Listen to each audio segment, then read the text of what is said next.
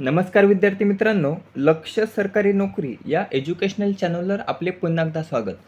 मित्रांनो, आज आपण काही महत्त्वाचे चालू घडामोडीचे प्रश्न या ठिकाणी कव्हर करून घेणार आहोत, जे येणाऱ्या भरतीसाठी तसेच आपण कोणत्याही परीक्षेची तयारी करत असाल बघा, तर त्या प्रत्येक परीक्षेसाठी हे प्रश्न महत्त्वाचे असणार आहेत. त्यासाठी व्हिडिओ शेवटपर्यंत नक्की पाहायचा आहे. प्रश्न सर्व IMP असणार आहेत. आजचा आपला भाग असणार आहे 510वा. या भागामध्ये आपण 24 मे 2026 या दिवसातील जेवढे काही चालू घडामोडीचे प्रश्न बनतील बघा, तर ते सर्व प्रश्न माहितीसोबत कव्हर करून घेणार आहोत. व्हिडिओ शेवटपर्यंत नक्की पाहायचा आहे. जी काही माहिती आपण या ठिकाणी सांगणार आहोत बघा, तर ती आपल्याला वहीमध्ये नोट डाऊन करायची आहे. त्याचा आपला नक्कीच फायदा होऊन जाईल. याचा PDF आपल्याला टेलिग्रामला मिळून जाईल. टेलिग्रामची लिंक ही डिस्क्रिप्शनमध्ये देण्यात येणार आहे. त्या ठिकाणी तुम्ही ते पाहू शकता.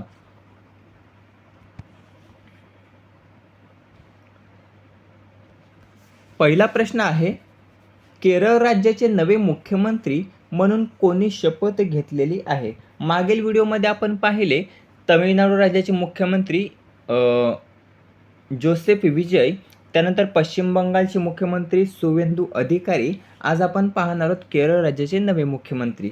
तर केरळ राज्याचे नवे मुख्यमंत्री बनलेले आहेत पर्याय ब VD सतीशन.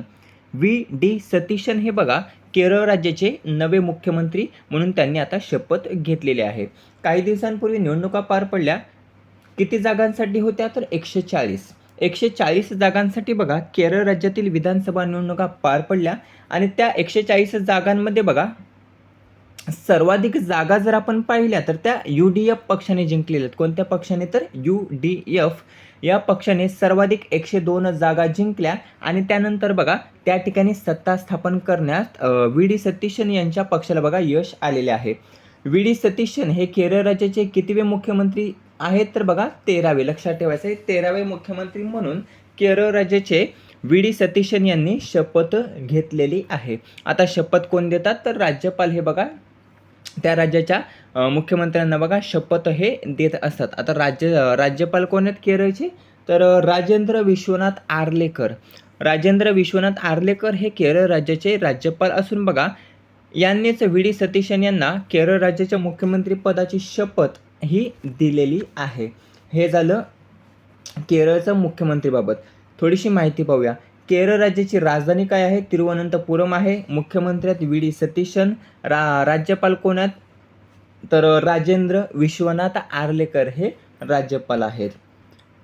दुसरा प्रश्न पाहूया. भारताच्या कोणत्या मिशनला गोडार्ड ॲस्ट्रॉनॉटिक्स अवॉर्डने सन्मानित करण्यात आलेले आहे? प्रश्न अतिशय महत्त्वाचा आहे.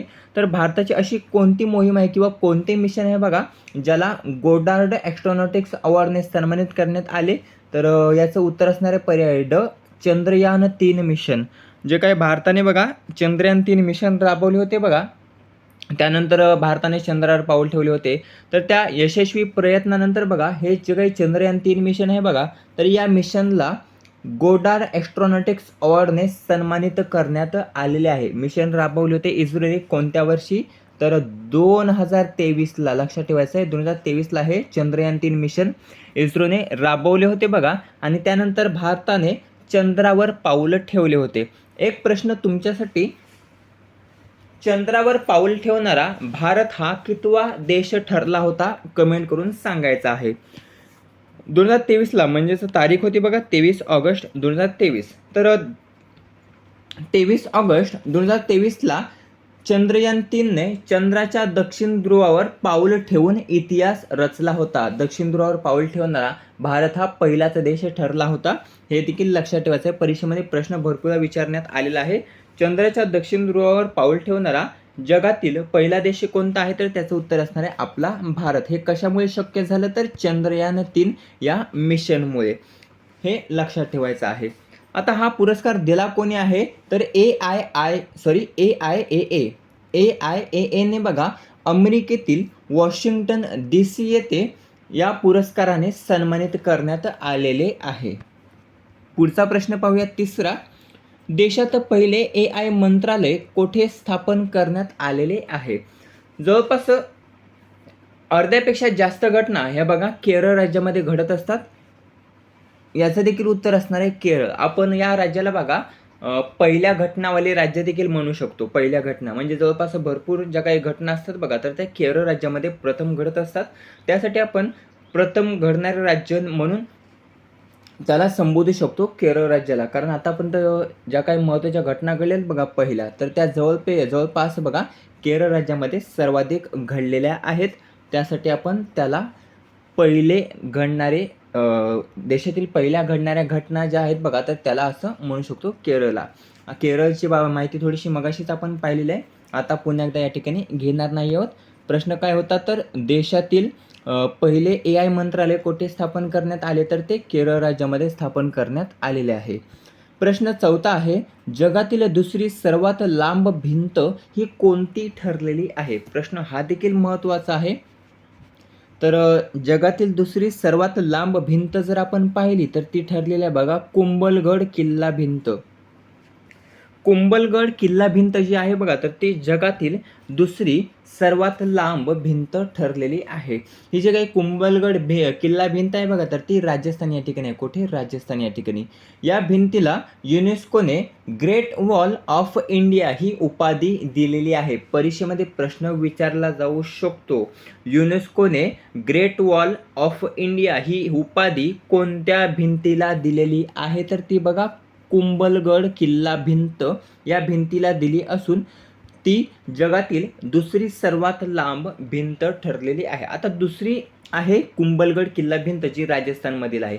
पहिली कोणती आहे, तर ती आहे बघा चीनची महान भिंत. चीनची महान भिंत ही पहिली असून दुसरी ठरलेली आहे कुंभलगड किल्ला भिंत. थोडीशी माहिती पाहूया. ठिकाण काय आहे, तर राजस्थानमधील राजसमंद अरवली पर्वत रांगावर ही भिंत असून या भिंतीची लांबी जर आपण पाहिली तर सुमारे 36 किलोमीटर आहे. किती? 36 किलोमीटर एवढी याची लांबी आहे. रुंदी जर आपण पाहिली तर 15 ते 25 फीट. 15 ते 25 फीट एवढी बघा या भिंतीची रुंदी आहे. काळ जर आपण पाहिला तर त्या 15व्या शतकातील असणार आहे. किती? 15वे शतक या शतकातील याचा काळ आहे. बांधकाम करता कोण होता, तर महाराणा कुंभा हा बघा याचा बांधकाम करता होता. मुख्य वास्तुकार कोण, तर मंडन मेवाड राज्याचे प्रमुख वास्तुकार. मंडन मेवाड राज्याचे प्रमुख वास्तुकार हे बघा याचे मुख्य वास्तुकार होते. आणि याला दुसरी भिंत म्हणून मान्यता कोणी दिलेली आहे, तर दुसरी भिंत म्हणून मान्यता ही युनेस्कोने दिलेली आहे. लक्षात ठेवायचं, युनेस्कोने. प्रश्न क्रमांक 5वा, चौथी भारत आफ्रिका शिखर परिषद 2026 कोणत्या ठिकाणी होणार आहे, तर ती बघा पर्याय क नवी दिल्ली.